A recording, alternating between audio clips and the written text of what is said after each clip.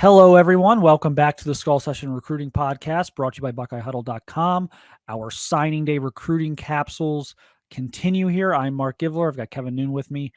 Now we are going to talk about maybe the biggest guy in this class. I have the largest human being in this class, certainly one of them, Kayden McDonald, a four-star defensive tackle, North Gwinnett High School, just north of Atlanta.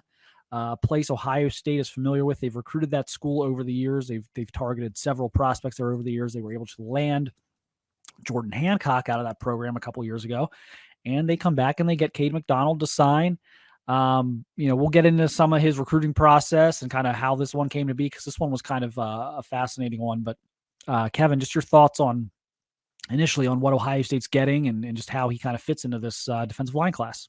Absolutely. I mean, he is, 6'3", 310. He is truly that one tech. I mean, a lot of times people are like, well, Ohio State on the inside has a 3 and then has another 3. I mean, maybe just a bigger 3, but it's that they don't have, one of the big differences between Ohio State and maybe some of these upper tier SEC teams is that they don't truly have the 1 or the 0. Well, Kayden McDonald is that monster. He is that stuffer, that run stopper, that guy that can just, eat up a lot of space. So I think it's really exciting for them to connect on there, because there are guys that can play the position, and then they're just some fat guys. And I think Kayden McDonald is the guy that can play the position and not just some fat guy that you're just putting out there.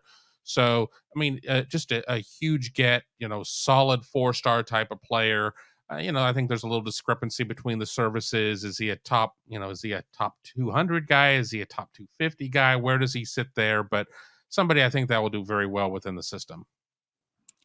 Yeah, and I think you make a good point. As we talk about 1 techs and 3 techs, and this is, I get this all the time on our site on Twitter. Why doesn't Ohio State recruit more guys like this? Well, let me be clear. There aren't that many guys like this. These guys don't grow on trees. Being 300 plus pounds in high school, being able to move, having that explosiveness, you're talking about nationally maybe a dozen of these kids every year, and that's in a strong year. You're maybe going to get a dozen of these guys. Most of them are from the South, so you're swimming uphill already. Trying to land a kid like this out of Georgia or North Carolina, where you normally are going to try and find these guys. But just super powerful, super explosive. And again, I want to reiterate, the number one thing for Larry Johnson, whether you're a weak side end, a strong side end, a nose, a 3 tech, it doesn't matter. Larry Johnson's number one evaluation question is going to be, how is your get off? Can you get off the ball, and can you explode upfield? And so a lot of these 300-pounders in high school can't do that, but Kayden McDonald can. They've liked him for a very long time. He was a top target for a while, and so they're able to land this one. And again, this was an important one. They don't have a lot of guys like this on the roster.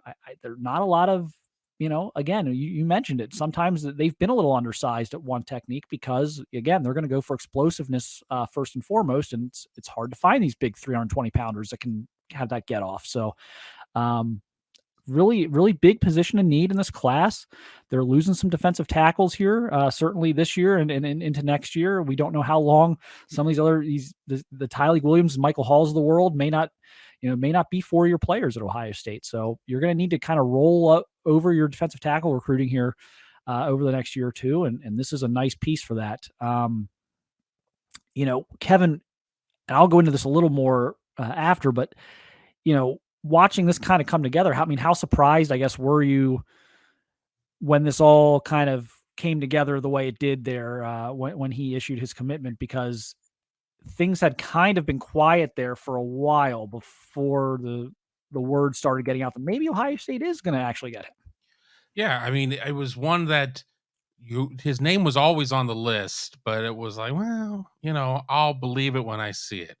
Oh, I believe that kid will visit when I see him with my own 2 eyes. And then he took his official visit in September, and we saw him, and, you still had to wait because he still had other visits to go out there and take. And, you sit there and it's like, all right, well, Clemson's out there, and it's not that, Atlanta to Clemson, South Carolina is not the world's worst drive. And Florida was involved, Michigan was involved, Oklahoma was involved. So there are all these reasons of why you're like, well, this is, I mean, they just don't normally land this kid. I mean, under a lot of circumstances, that just doesn't happen. And then just every hurdle started to fall. And it's just like, well, this is making a lot of sense. And it was never a case of Ohio State not being interested in him. And it was never a case of Kayden McDonald not being interested in Ohio State. It was just, was Kayden McDonald going to be more interested in somebody else? And we get to shortly before his announcement, and we're talking, you and I are talking privately. It's like, I think this one's going to happen. I do too. And I mean, so it was a little bit surprising. And sometimes you have to have success with this type of player to get the next one, and then to get the next one. So, not putting pressure on anybody, but you better do a good job with this kid, and totally maximize him, because the eyes of the future one techniques are watching. Yeah, it's always exciting for a program like Ohio State to get a kid out of Atlanta. Just it's such a ridiculously talented area of the country. It's for my money, it's Atlanta and SoCal are probably the two most talent rich metro areas in the country. And to get another guy out of there that's high, well thought of. I think the Jordan Hancock angle did help. I think Jordan Hancock, despite obviously he's had some injury issues since being on campus, but seems to genuinely be enjoying himself at Ohio State. And I think put in a good word for the Buckeyes on the official visit. And I think that helped. This was a kid who visited very, very early in the process for a game his junior year. And looked like maybe Ohio State was in a pretty decent spot at that point. This is, going back to fall of 2021 into the winter.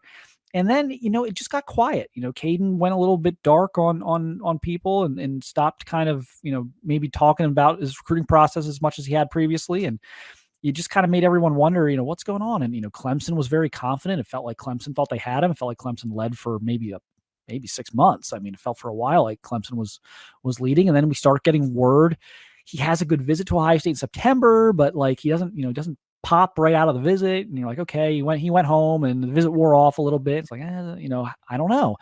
And then you start getting word, middle of October or so, a couple weeks out from the announcement, like, I don't, people from that part of the country and from other, angles of this recruiting process were like, I don't think he's going to Clemson.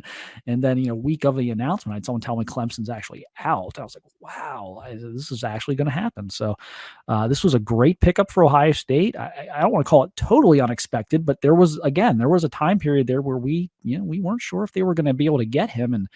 And who knows what would have happened if they hadn't, obviously, with Jason Moore and Will Smith, they've got a couple of good 3-tech guys, but you miss on a Kayden McDonald, and after, you don't get John Walker over the summer, and you wonder if this might have been a scramble here towards signing day if they wouldn't be able to get this. So I think this was as important as really any of the defensive linemen that they're going to sign today, just in terms of, what the skill set he brings to the table that maybe they don't have a lot of those guys right now. I think McDonald comes to the table probably a little bit more highly regarded than a Tyleek Williams or a Michael Yeah. Hall, because within the state of Ohio, I think everybody kind of knew what Mike Hall, what his potential was, but you don't always tap into that, and you certainly don't tap into it quickly. And then with Tyleek Williams, I mean, he's still been kind of battling his weight a little bit in terms of being able to get out there and have 30 good snaps. So, we'll see what Kayden McDonald is in terms of what he reports at, what he tries to play at.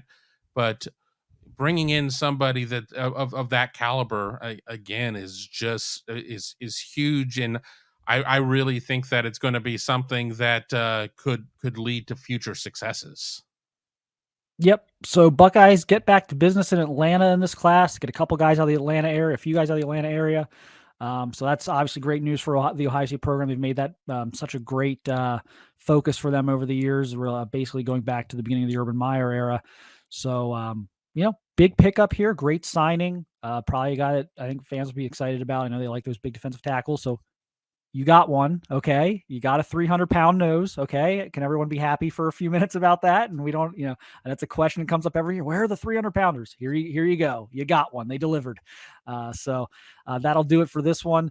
We are going to keep these rolling, but until next time, we will catch you on the flip side.